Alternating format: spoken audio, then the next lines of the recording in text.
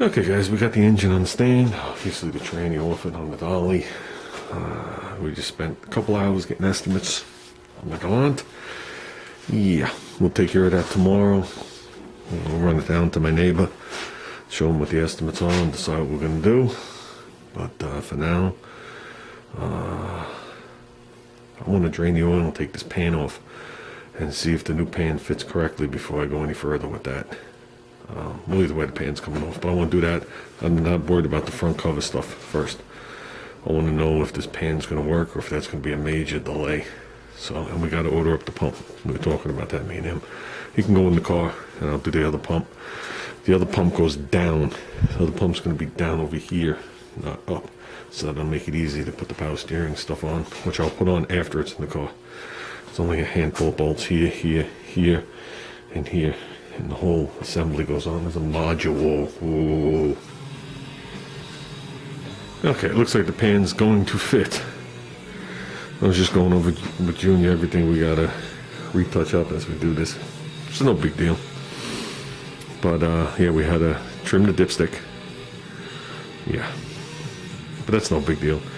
The dipstick was like an inch or so past the add line, so we had to take, I don't know, half an inch off it, so it wouldn't hit the inner baffle.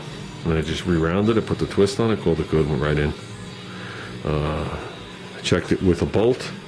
This bolt hole is smaller than the rest of them. This is like the alignment one, and all the other holes line up, so we're good there.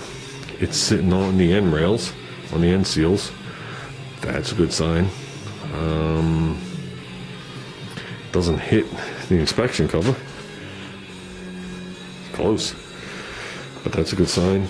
So now basically what we have to do is we have to tear apart the front of the motor, and I told Junior anything that needs to be gone back over we will, no big deal.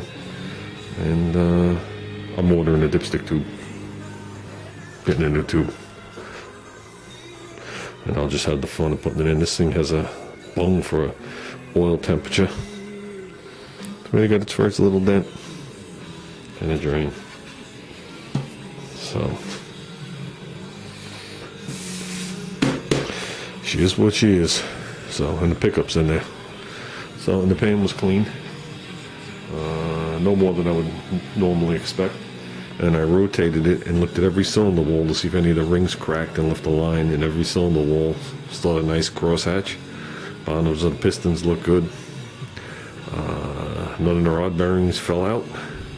All the mains looked intact, and I was able to see every cam bearing, so it doesn't look like if any of them welded themselves to the cam, they didn't move this way or this way.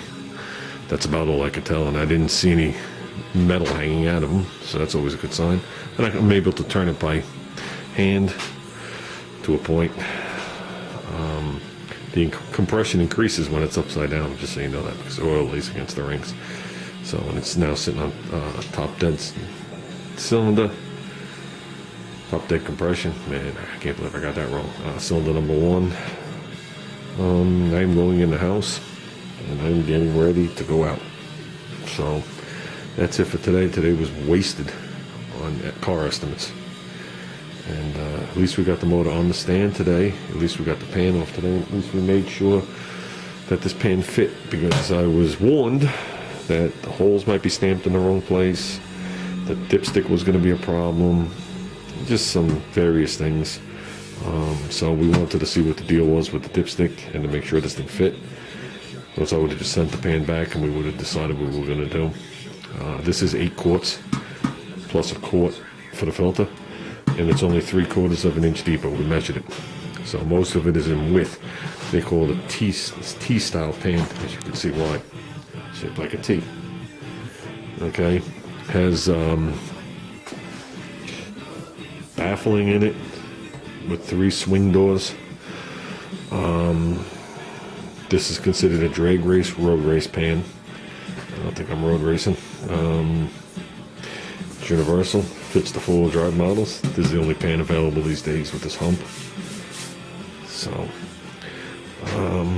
me personally, I think they just start with the cheap Chinese pan and then they make their thing and weld it to it, and then they anodize it or whatever.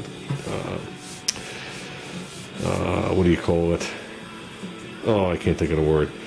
people call it cadmium coating, but they don't cadmium coat anything anymore. Most of the times it's zinc and then just a conversion chemical to make it gold. But everybody calls it cadmium plating. Cadmium plating hasn't happened in a long time.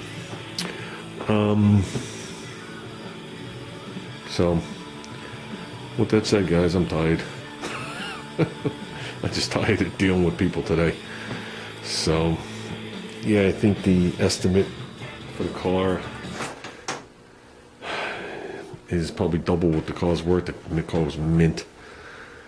So, it is what it is. Did see two cool, nice cars today. Saw a 58 Vet that was sitting in the body shop, and 49 Plymouth that I called Nikon. The 49 Plymouth that just got here from California. It was a one-owner car, believe it or not. And had some surface rust on it. Very light here and there. Absolutely, positively rust-free. You look underneath, everything was like original and intact. Interior was cherry. The car was actually cherry minus, faded paint. They said it ran and drove mint, but I don't know. I didn't start it. Had the original buyer's ply tires on there. They had to be well over 40 years old sitting on that thing. So I would say it needed tires. But yeah, it was a 49 Plymouth 4-door sedan deluxe, super deluxe, or deluxe, or super something. So it had like a faux wood tone dashboard, which is pretty cool. Cloth interior, which was absolutely positively mint. So looked nice. But with that said, I'm calling it for today, guys. I'm tired. Like I said, just tired of running around. Time to get my second wind for the night.